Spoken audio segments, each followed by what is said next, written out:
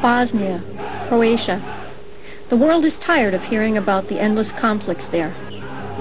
Yet how is it that nearly 6 years after the start of the breakup of Yugoslavia, that the predicted scenario of a whole-scale Balkan Holocaust has been avoided?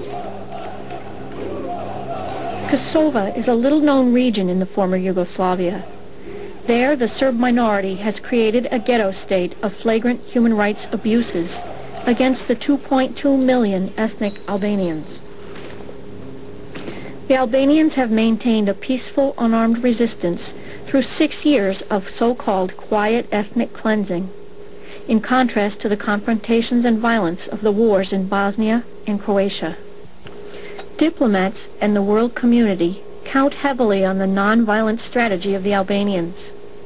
Yet at the same time they grant the beleaguered Albanians no open acknowledgement of their plight, nor any hope for a solution. It's time for this double standard to end.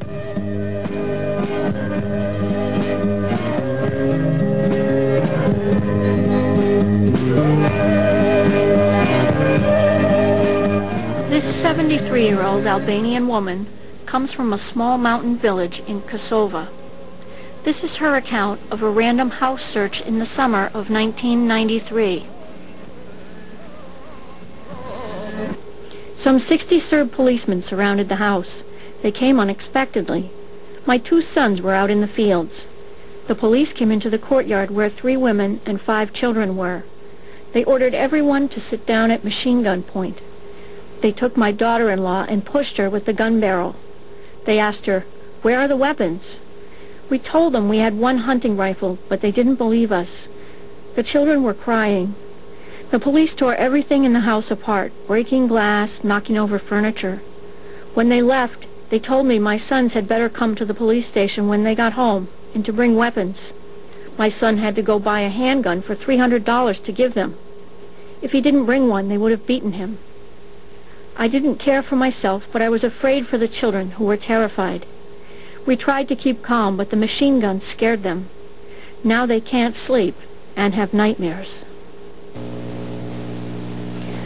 Random house searches by military police are common occurrences in KOSOVA, and in a country where 50% of the population is under age 18, children serve a role as witnesses to ethnic violence. They are also sometimes its victims. Albanians are a little-known ethnic group living in the Southwest Balkans, primarily in Albania, Kosovo, Macedonia, and Montenegro.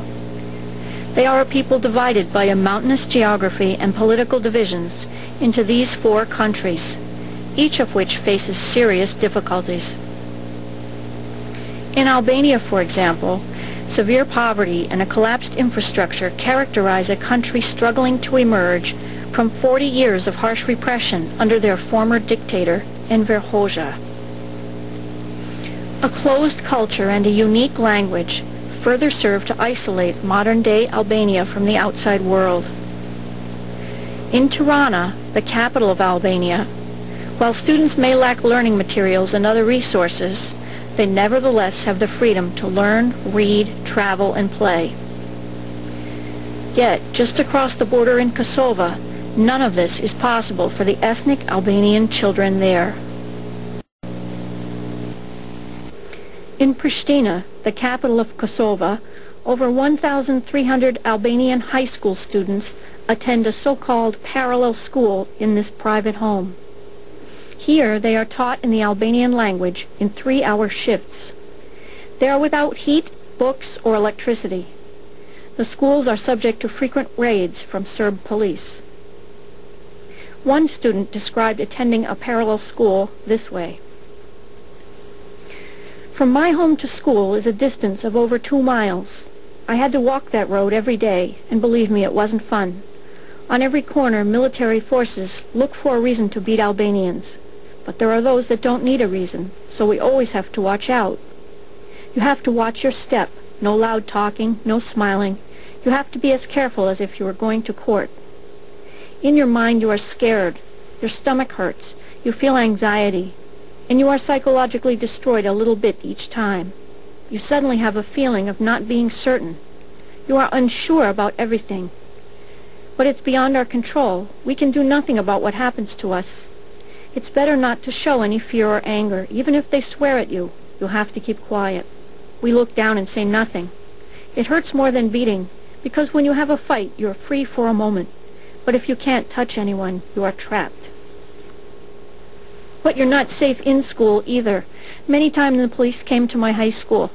The teachers came into the rooms and said, "Go to your homes. Take everything and run fast."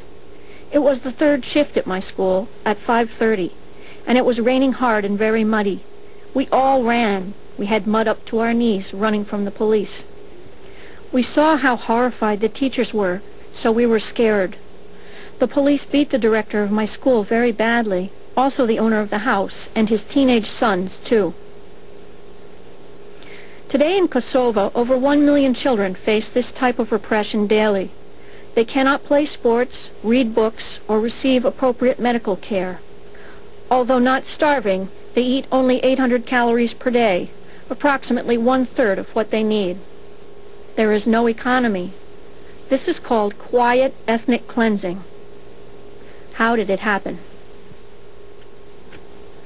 In 1989, KOSOVA was still an autonomous province in the federation that was Yugoslavia. Slobodan Milosevic was Serbia's newly elected president. His credo was based on a fierce xenophobic Serb nationalism, and his goal was to centralize Serb power at the expense of provinces like Kosova in the south and Vojvodina in the north. When the Kosovars voted to re-establish their autonomy in 1989, Milosevic and the Yugoslav army responded quickly. The showdown came in 1989 at the site of an ancient battlefield called Fush Kosov by the Albanians and Kosova Polja by the Serbs. There, Milosevic delivered a nationalistic speech in front of 1 million Serbs. He said, "I've come here to answer your questions. We will find all those who are trying to destroy Yugoslavia. Every one of them will be arrested and punished. In the name of the Socialist Republic of Serbia, I guarantee that." In